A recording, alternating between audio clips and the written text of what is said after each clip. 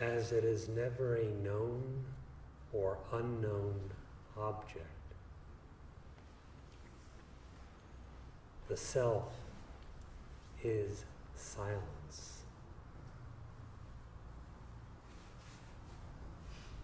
It is of the nature of being, consciousness, bliss. Because there is no distinction or differentiation whatsoever between the self and Brahman, but they are one and the same. Bhagavan remains silent.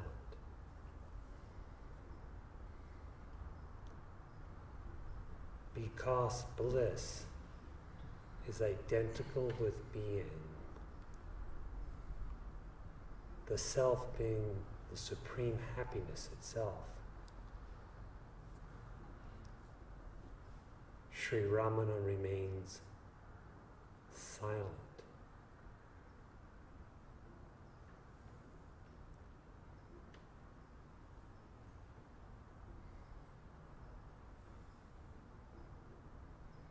Because all of the seen is inseparable from the seer. And the seer is never a seen or unseen object, but it is in essence beyond the triad of seer, seeing, and seeing. And because in the realization of the self, the idea I saw is absent, as well as the idea I did not see is absent. The Maharshi remains silent.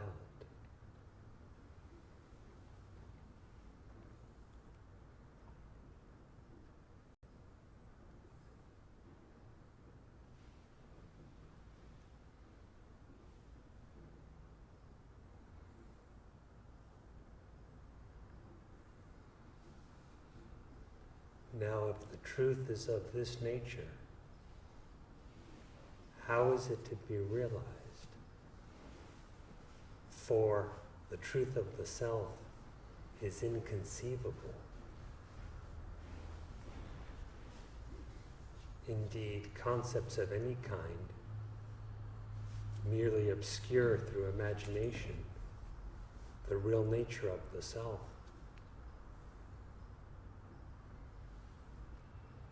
All of the concepts are for the conceiver, pertain to the conceiver, are imagined by and supported only by the conceiver.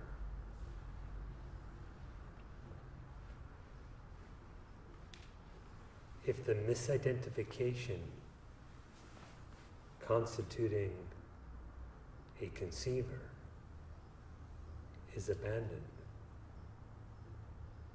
the self alone remains, self-luminous, self-revealed, in self-knowledge.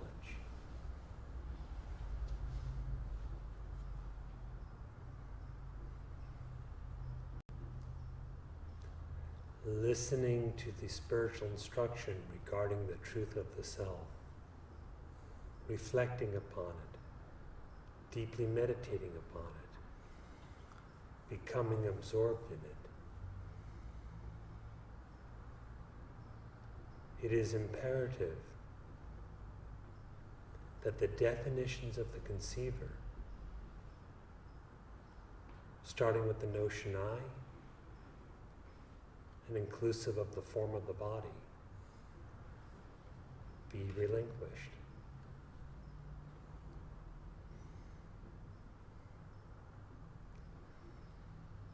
We should never expect the infinite and the eternal to squeeze into the finite and the temporary.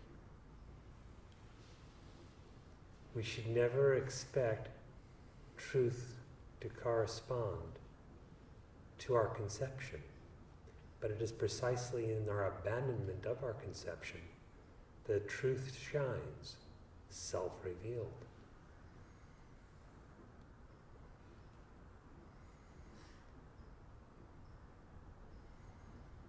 For this purpose, then, there is self-inquiry. Who am I? So that you discern the real nature of I. If you leave the false definitions of I intact and interpret the instruction, whether heard, read, or conveyed in silence, etc., accordingly, what gain will come of it?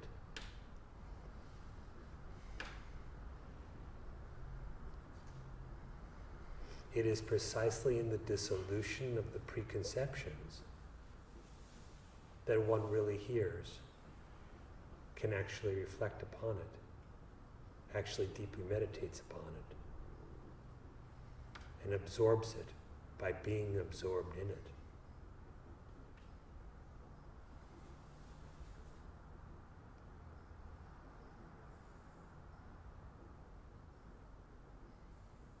So if you're contemplating the Maharshi's teaching, meditating upon it, in order to accomplish that fruitfully, dissolve yourself.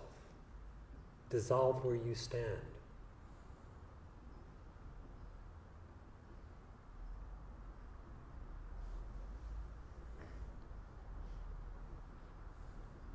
Dissolution comes by inquiry. Question what you regard as real, what you regard as yourself. What you regard as real is invariably intertwined, inseparably so, with what you regard as yourself.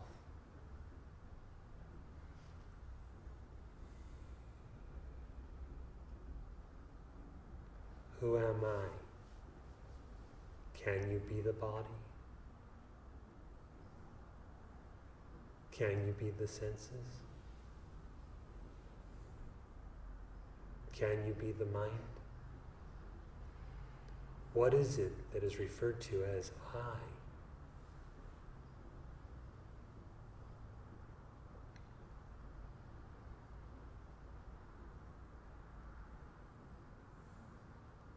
The teachings regarding liberation through self-realization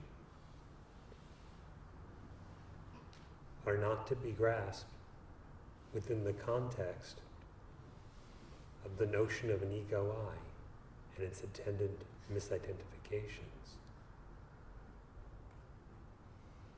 By inquiry, dissolve those misidentifications and eliminate through knowledge their root, which is a fabrication of ignorance and is known by the notion I.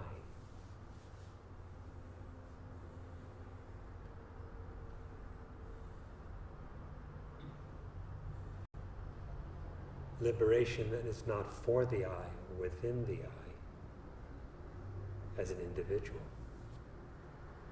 but is liberation from the individual I.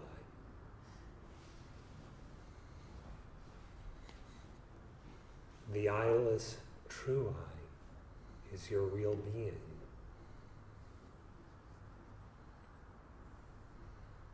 And it is that which is perpetual silence.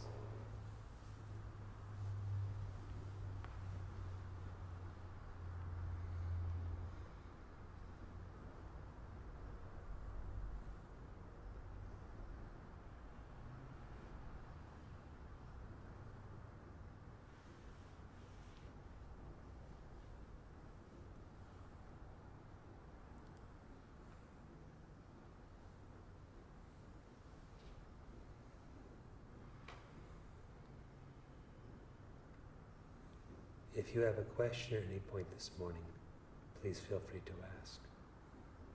Or if you wish to relate your own experience, please feel free to speak.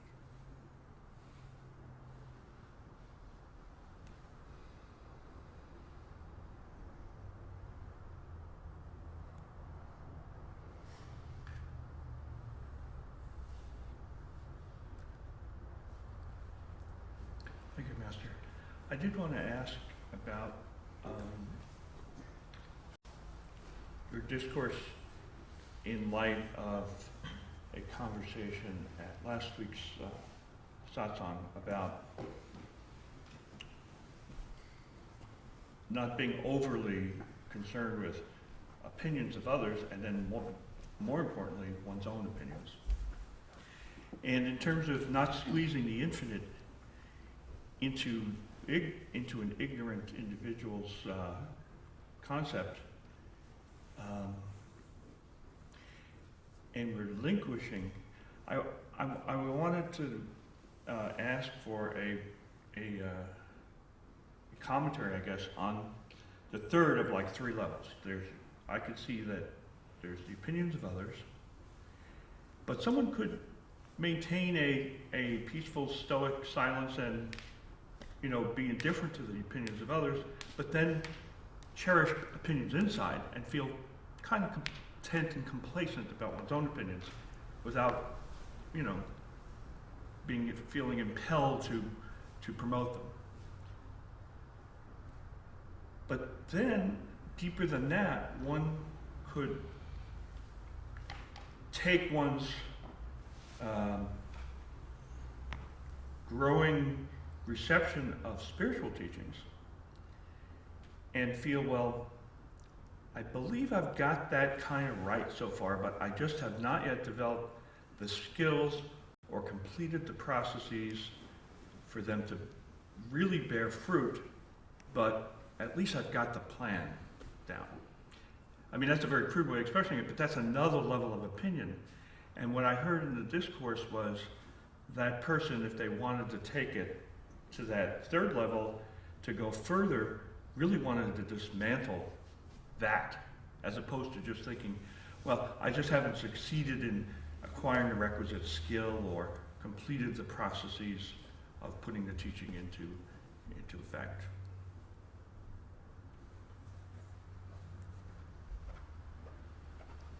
What did you want to know? Well, that all seemed like a body of opinion there. Yes, but the quality of it is considerably different. Right. For example, the opinions one holds about others are generally worthless and maybe karma-producing. The opinions one has about one's so-called self is more imagination, but less injurious. The opinions one has about one's own spirituality, not the spirituality of somebody else, but one's own spirituality only, may be just ideas that may be pointed in the right direction. But verification experientially is needed, and that comes by actual practice. The conviction born of practice is not an opinion, for it is not based on thought-formed knowledge.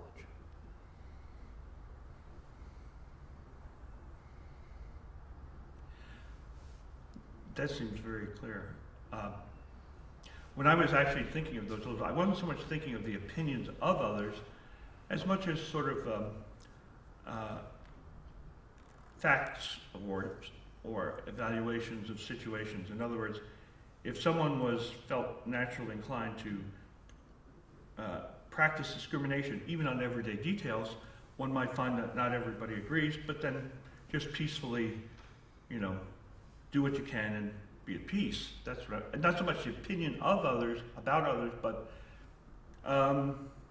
unmatching opinions about the best way to, accomplish something. But even holding them inside with a certain smug contentment, that doesn't seem too high. One should question, it seems, even that body of, discriminated conclusions. And then when applied to spiritual practice in a similar way, not only the opinion about oneself, but the opinion about the actual structure of the teachings, if you will. Well, here's where the emphasis lies. Okay. One's own thoughts, one's cherished ideas are not a big deal. Mm-hmm. How long do they last? Do they have eternal value? Have they got anything to do with the infinite? Mm-mm.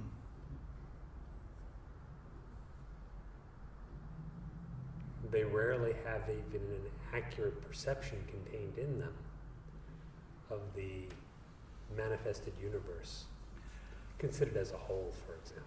You can never know how many things you're leaving out. You can be sure you're leaving out far more than you're including. When we consider this in light of the unmanifest Mm-hmm. or inconceivable truth, the real existence, of what use are the ideas, of what significance? Mm-hmm. To say they were trite would not be sufficiently small. Too kind. Why treat your own ideas as significant? Mm-hmm. Your own existence is supremely significant. And knowledge of that is profound. But ideas about this and that, and such and such and so and whatever,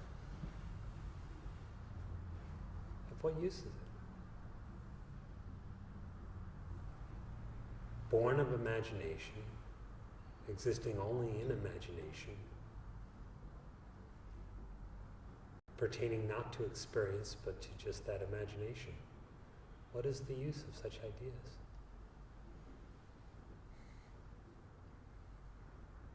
When ideas are repeated, adhered to, and regarded as one's personal views, personal property, so to speak, and more undue emphasis is given to them, it comes out as an opinion.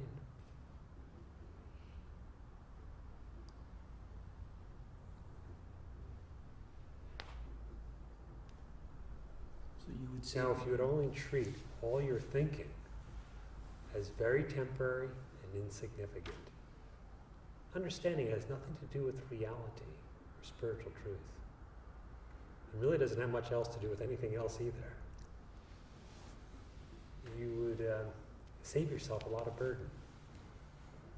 I was going to say, so you're kind of just saying maybe inquire to where that imagination comes from. Oh, that would be much wiser. And not go on thinking what we've imagined is so important, so significant.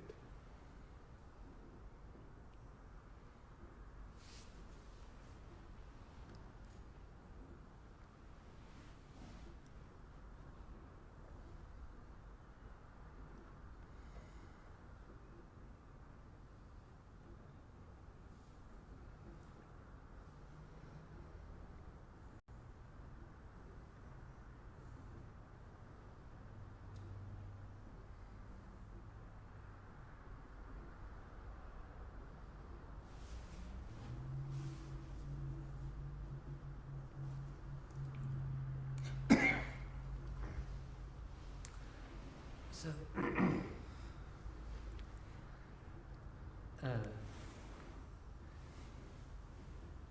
I guess this whole topic is something I've noticed in myself, where the mind creates something and believes in it.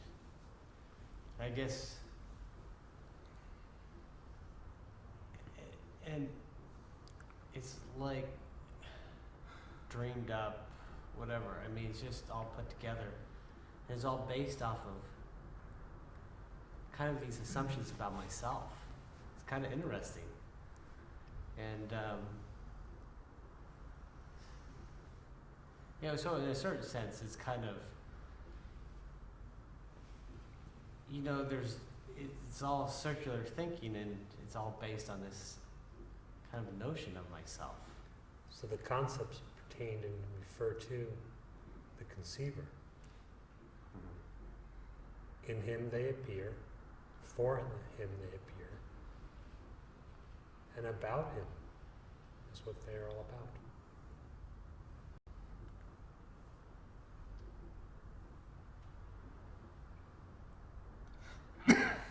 Yeah. So it seems like that the content of them isn't actually that important. I mean, it's important in that could be destroyed. But a lot of times it's just, I don't know,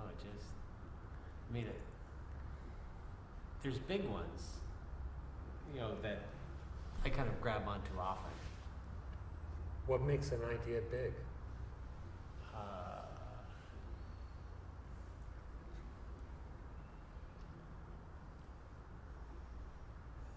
I was thinking about it, that it's only my belief in it, that somehow it's saying that this identity is me. And without it, I was kind of meditating, okay, well, without kind of this notion of me as kind of permanently encrusted here, sort of trying to fossilize myself as something. That's really the goal, is saying, okay, even though I'm stuck here, at least it's fossilized in there. But even that concept itself is always different. It's like, sometimes, okay, it's like, oh, it will come back again, even though I have a high experience, it's gone. You don't see it, but I just know it's kind of lurking there in the background. Or, it could be just, waves of thoughts, as we talked about Friday night. But yeah, it's like totally varies. So the goal is kind of the same, but the identity is the key then. As long as there is misidentification, the thoughts pertaining to that misidentification will come again as waves, one after another. They'll resurge after a higher experience during which they are absent. If the misidentification is addressed, then the very root of imagination is cut.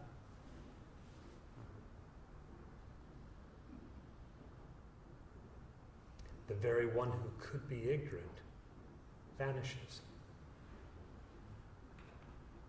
And with him, his ignorance.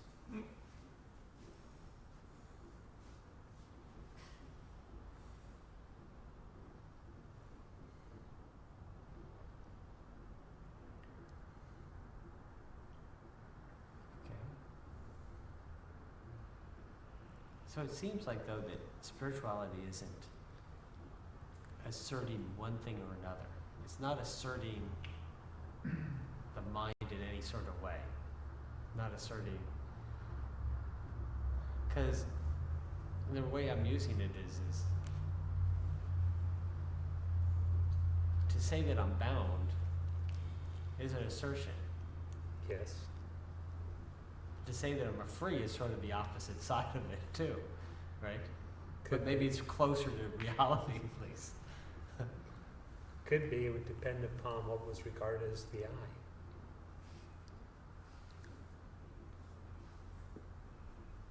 Yeah.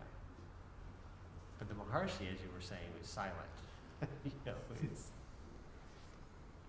Because of non-duality, that is, the true self alone exists. One without a second. There is no other.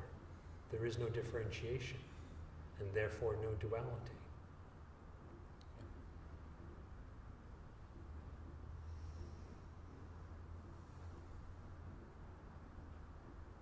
So he is silent. He is the silence.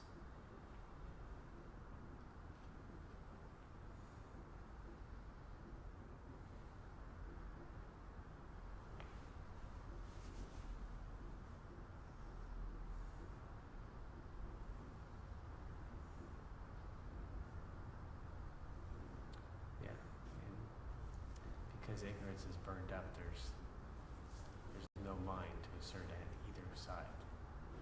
So I guess the goal of the aspirant is to burn up, destroy that ignorance upon which it rests. Yes, including the idea of an I, or an existent mind, could have darkness or ignorance, fossils, and what have you.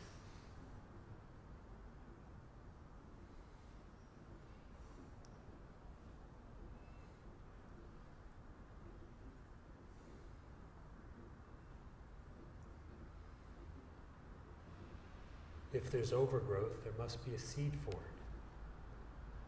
Determine what the seed is, or if there's a seed. If there's a fossil, there must have been a living creature. If the creature itself was never born, can there be a fossil?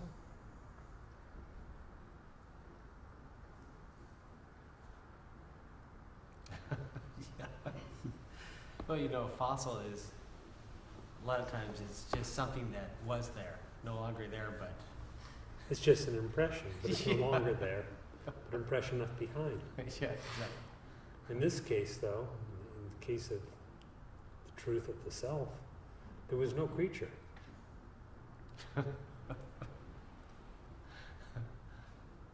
So how could he leave an impression?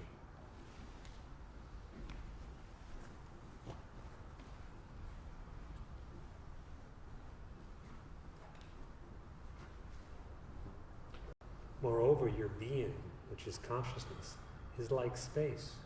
Who can leave an impression upon space?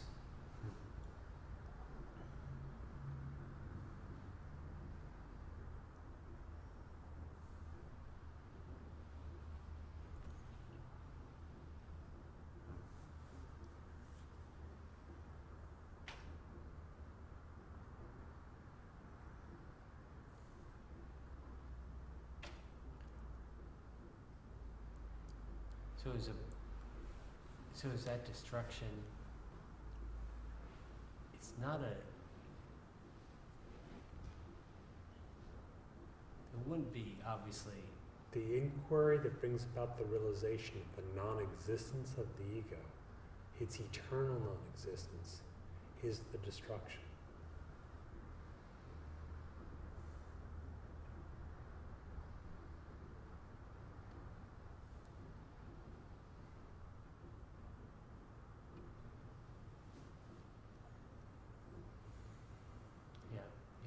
that has to be known. Becomes more and more clear that without that, you have nothing. I mean, I should say nothing, but that's so important, so pivotal. Because without that knowledge, sprouts will occur.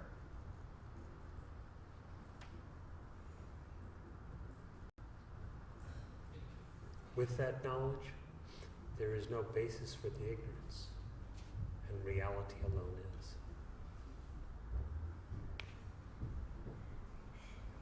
Not too long ago, we were discussing how if your nature is jiva, when will the jiva become Shiva? If your nature is Shiva, when would Shiva ever become a jiva?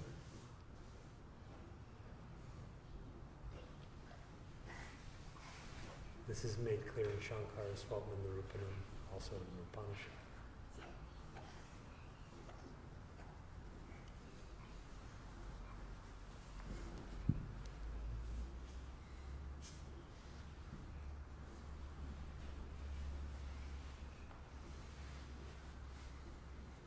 But it, The thing to do is to know how your nature is only Shiva and never a jiva, only the real self and never an individual.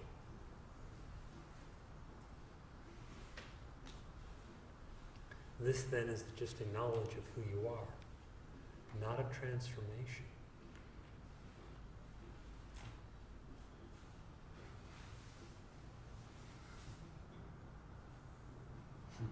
like imagination, is essentially transformation. Anything in imagination.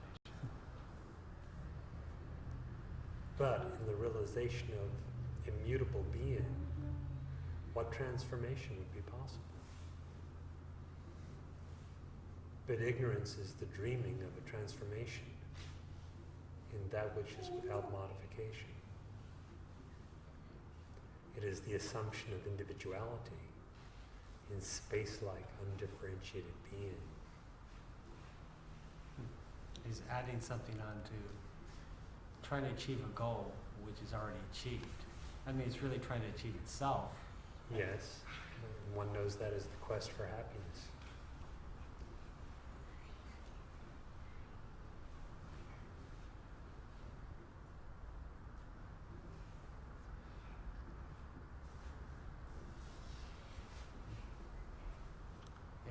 just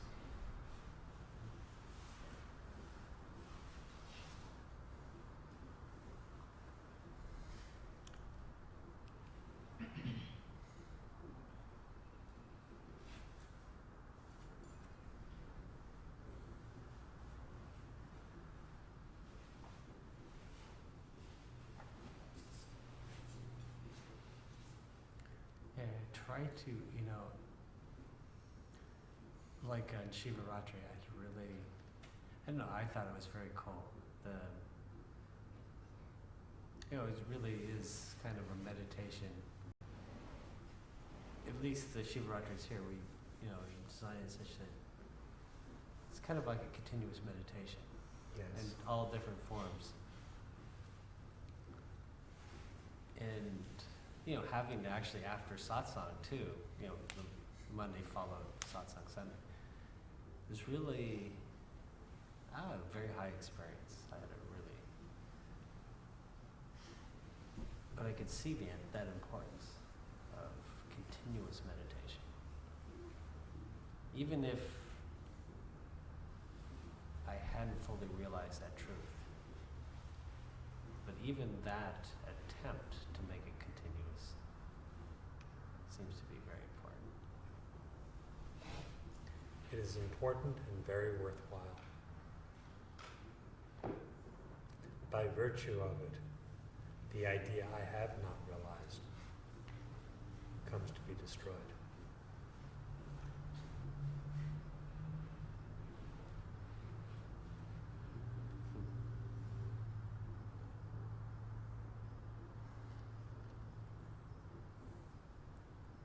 It's just one of those assertions that's not needed.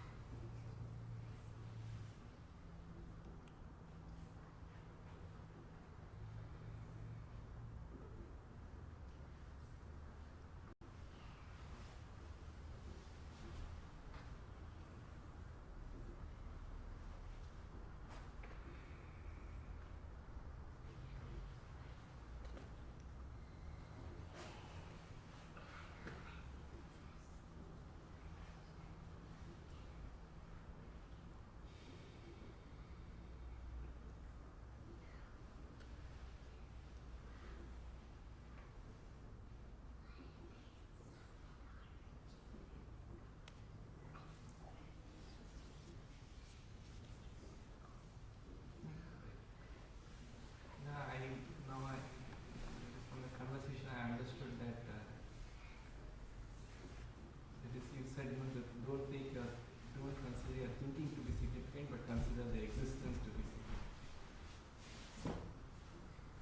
and that gives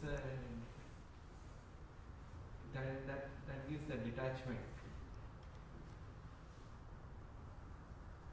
let us be giving importance to things, a feeling of detachment is coming.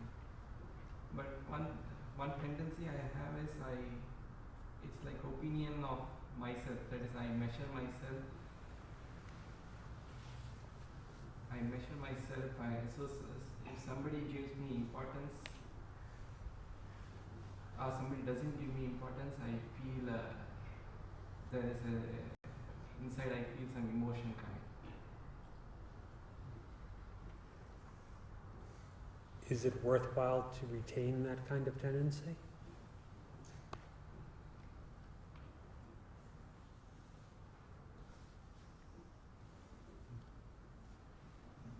And it is and then when I read immediately I read some Maharshi text that went away, that feeling went away. It was like that text when I read that I was reading the Erase the Ego, and he talks about the selfless behavior, and like just like the limbs of the body are well coordinated and they function. Similarly, every member of a society is supposed to function that way. So then that feeling went away, oh, I'm not supposed to be looking something for myself. Do each of the limbs of your body conceive of themselves individually? No. Do they argue about which one has greater importance? One hand with the other hand, the hand with the leg, the foot, the arm, etc. Imagine if they did that. They got in big quarrels. One wouldn't be able to accomplish anything. Life itself would become quite impossible.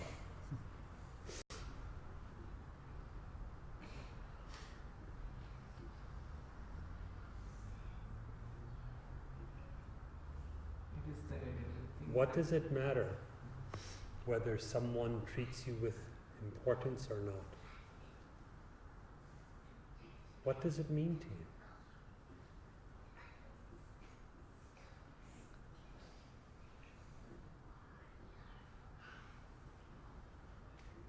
When looked at from the perspective of the eternal, obviously, whether one is treated with importance or not by others is utterly unimportant.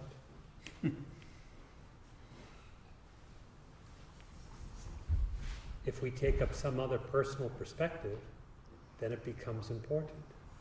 But what is that personal perspective? Is it based on the knowledge that bliss in its fullness is innate?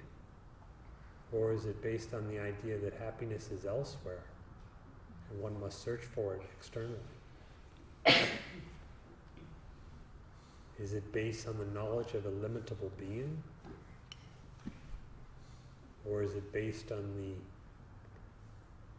puny ideas of being a limited thing, a limited being?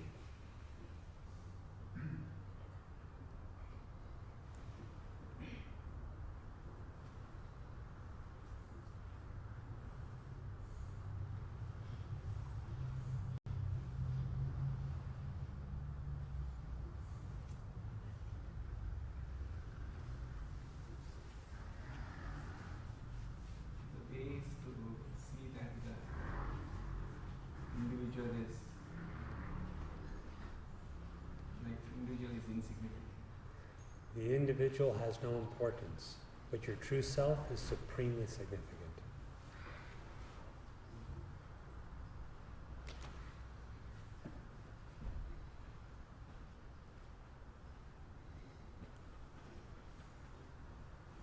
Fortunately, most of the entire universe helps you in this manner. You see, most of the beings living here and elsewhere, wherever they may be, and throughout all time, don't hold you with any importance. They don't even know about you, except in your real existence, which they feel within themselves, each one as I.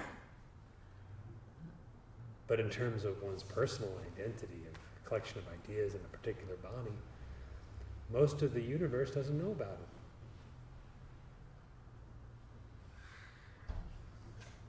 And even those who know about it, not that many of it care about it.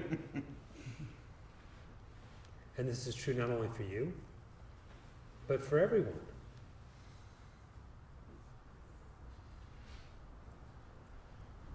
But that which is called Brahman, which exists as I in every one, the real self of all, dwelling in the hearts of all, that is dear to all. That is the treasure of all. And it is with that alone that you should identify.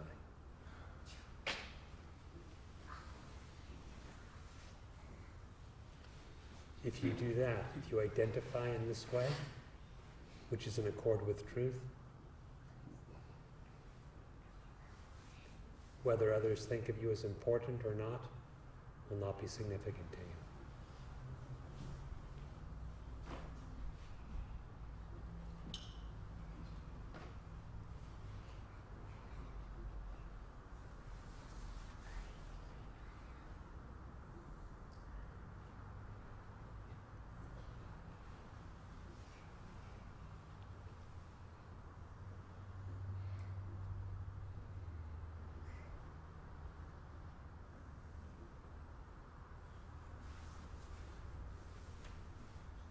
Is thought ever needed for anything?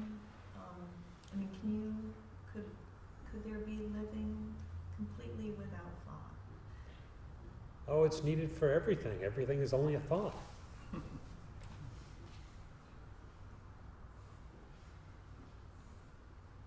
Without thought, there's no question of everything.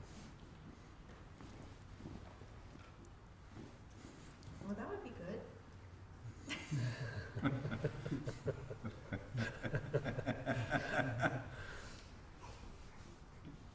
So then be free from thought. And then we can consider the question about everything, if there is such a thing.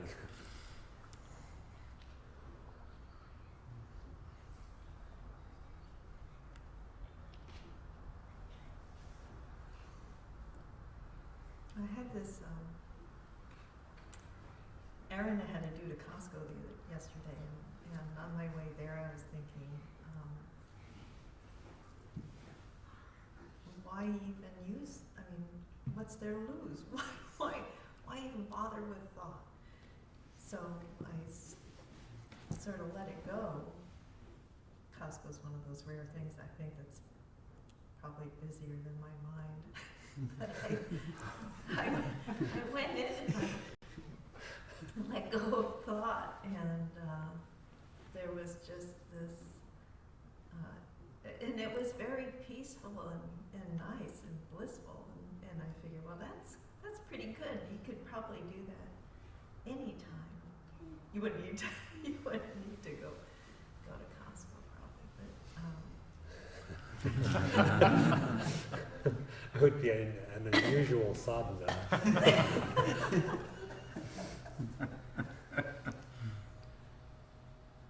But If just being free of the personal thoughts which seem to create such limiting congestion in the mind, just getting a break from that feels so good.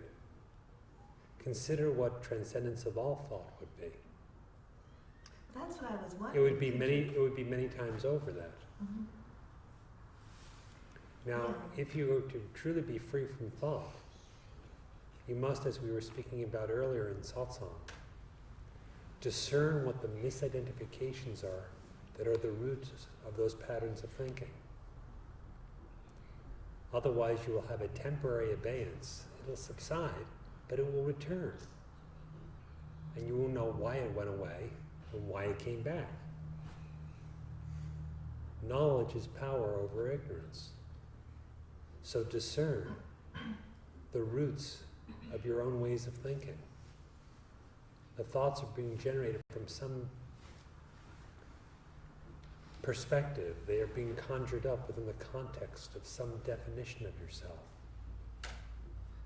So we may say you trace the thoughts back to those specific ideas that are false definitions, misidentifications. The root of all those misidentifications is the single notion I, the aham vritti in the Maharshi's teaching, the I mode. What if you just did that? Wouldn't that do it? Yes. But that includes the destruction of everything dependent on it.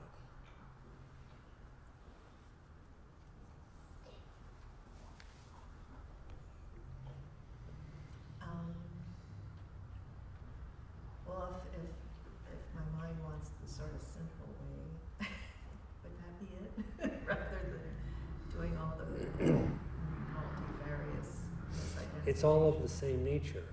The dissolution of misidentification is indeed simple and quite natural.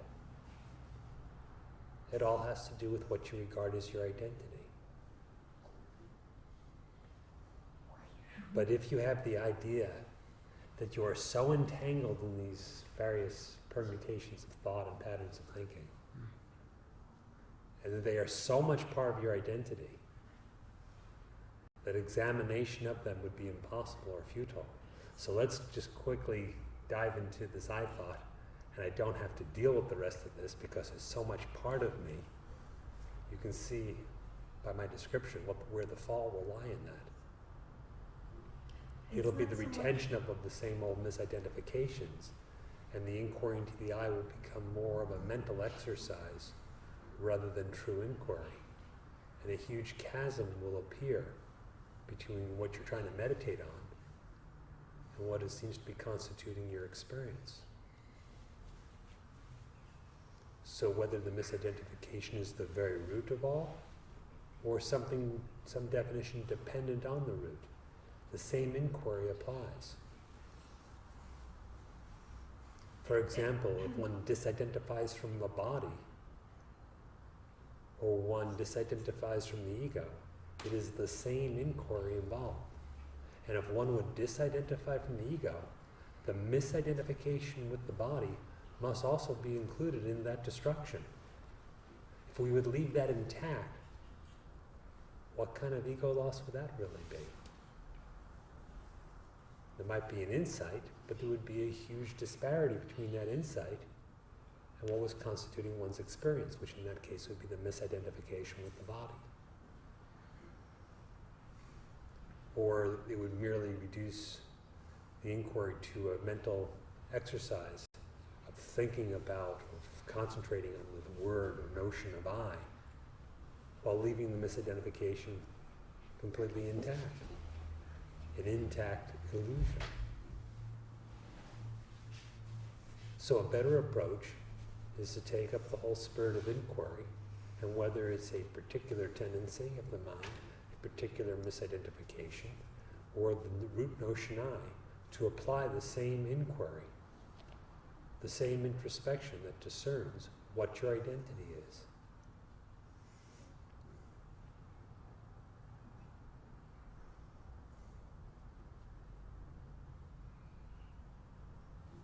Then what makes for freedom will no longer be a mystery.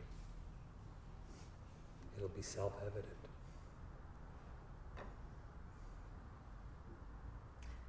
It's not so much that I have a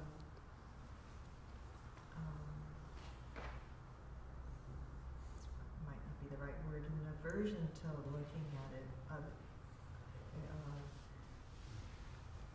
as much as it seems. And as you know, this isn't typically my approach, but it seems complex when I think about sort of dismantling things bit by bit. The complexity lies in the adherence to the present ignorant conception. Once there is conviction in the absolute, be that God or considered as God or the self, the complexity is no longer overwhelming, and actually the path is simple and clear and direct.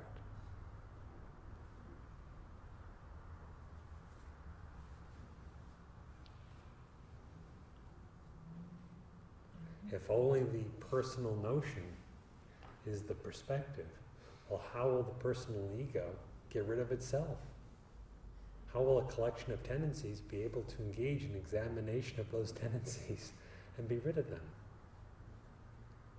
it'd be a far-fetched idea. But if there's conviction that an absolute reality does exist, God, the Supreme Self,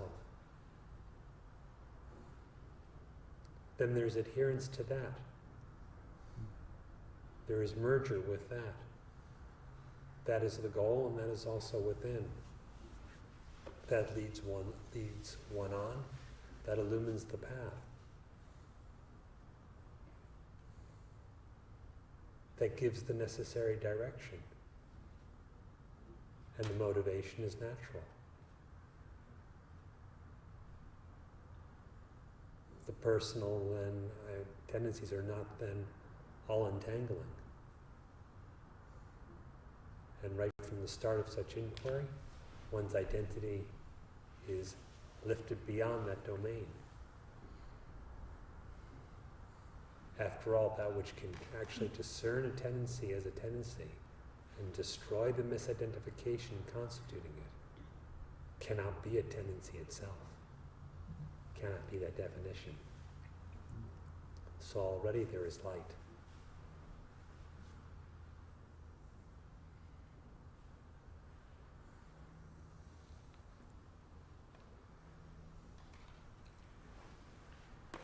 And I'm wondering about love.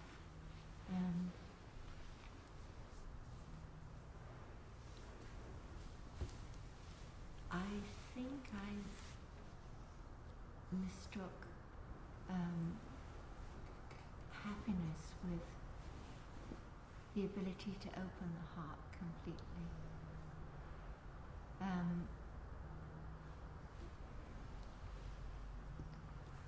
And I still believe that to be realized is to be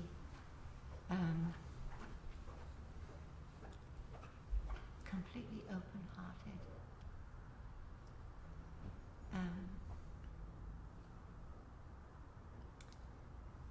And yet that my thoughts get entangled with whether I love or whether I am loved. And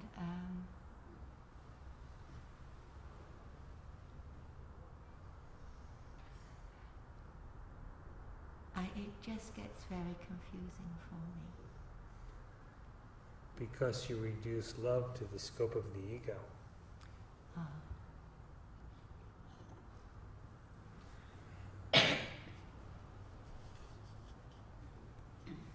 When you can discern with, do I love and am I loved? Let's look at the last part of that first. Am I loved? What is the definition of I in that statement? Is it the infinite reality of limitless being, the indivisibility of which is known as love? Or is it a small embodied being? It's a small embodied being, but even that small embodied being is happier when her heart is open. Yes. Actually, the happiness shines from beyond that one's smallness. The happiness shines for itself. And it shines in your experience directly proportionate to the dissolution of the limitations of that individual being. If the individuality, which is the primal limitation, is relinquished, how vast is that love? It is no longer a means of relating as between one entity and another. It is, as was just mentioned, the indivisibility of being, the unfractured oneness of the infinite consciousness.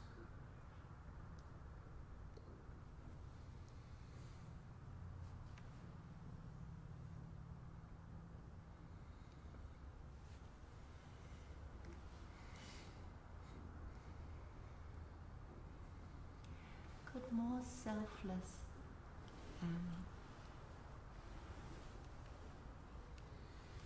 should help to diminish that ego if inquiry seems to be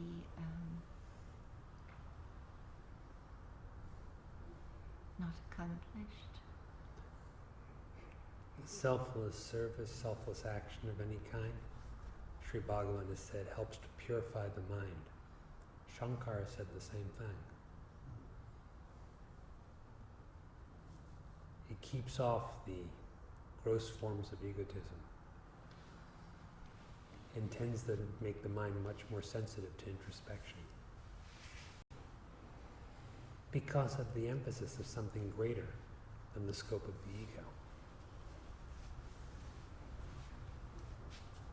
Because of the turning back, as it were, of the tendency to demand that something or someone else give you happiness.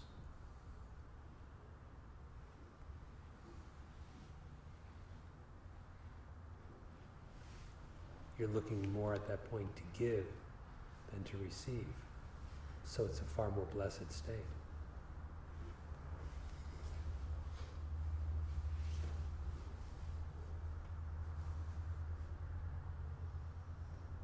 But don't rule out the possibility of inquiry. These are not incompatible with each other.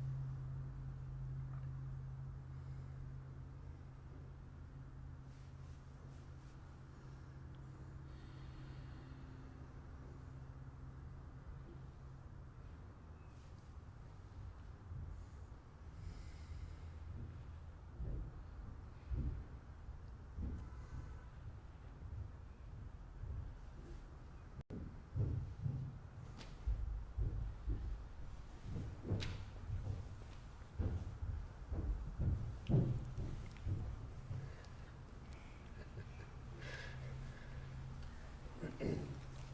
Sounds like a herd of elephants described.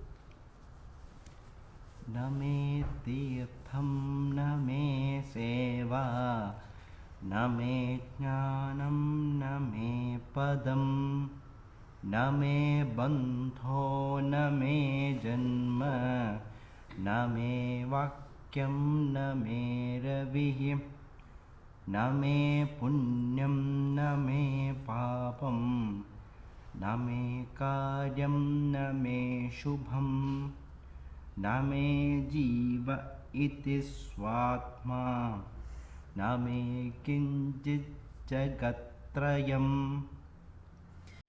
I have no holy place to go. I have no worship to perform. I have no knowledge to be attained. I have no abode to reach. I have no relations. I have no birth. I have no speech. I have no organ for the passage of prana. I have no merits. I have no sins. I have no purpose to take action. I have no good culmination of action. I have no jiva, and therefore I am the true self. I have none of the triad of worlds. न मे मोक्षो न मे द्वैतं न मे वेदो न मे विधिः न मेऽन्तिकं न मे दूरं न मे बोधो न मे रहः न मे गुरुर्न मे शिष्यो न मे हीनो न चाधिकः. I have no liberation. I have no duality. I have no Vedas. I have no fate. I have no near. I have no far. I have no awakening. I have no secret. I have no guru. I have no disciple. I have nothing in scarce and nothing in abundance. न मे ब्रह्मा न मे विष्णुः न मे रुद्रो न चन्द्रमाः न मे पृथ्वी न मे तोयं न मे वायुर्न मे पियत् न मे वह्निर्न मे गोत्रं न मे लक्ष्यं न मे भवः न मे ध्याता न मे ध्येयं न मे ध्यानं न मे मनुः.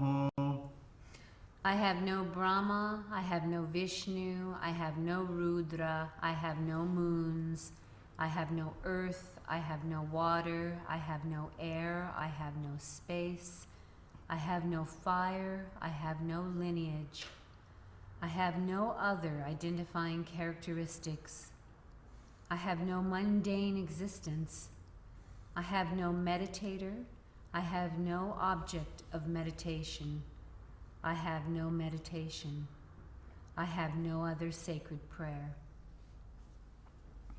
न मे शीतं न मे चोष्णं न मे तृष्णा न मे क्षुधा न मे मित्रं न मे शत्रुः न मे मोहो न मे जयः न मे पूर्वं न मे पश्चात् न मे चोर्थं न मे दिशः न मे वक्तव्यमल्पं वा न मे श्रोतव्यमन्वपि न मे गन्तव्यमीषद्वा न मे ध्यातव्यमन्वपि. I have no cold, I have no heat, I have no thirst, I have no hunger, I have no friend, I have no enemy, I have no desires, I have no victory. I have no earlier, I have no later, and I have no after. I have no direction. I have nothing to be spoken, as well as I have not even an atom to be heard. I have not even a little to be attained. I have not even an atom to be meditated upon. न मे भोक्तव्यमीषद्वा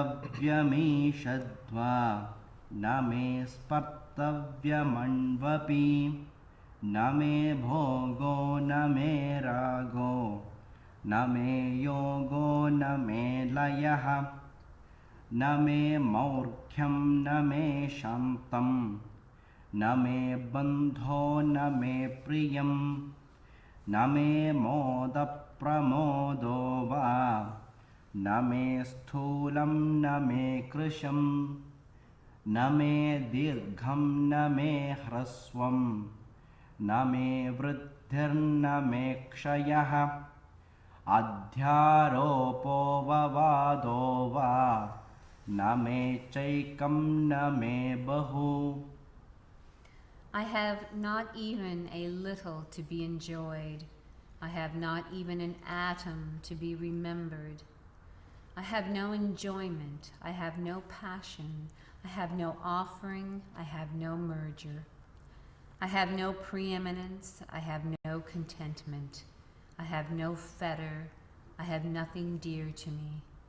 I have neither delight nor ecstasy. I have nothing big. I have nothing small. I have nothing long. I have nothing short. I have no growth. I have no decay. I have neither illusory attribution nor contradiction. I have no single and I have no multitude.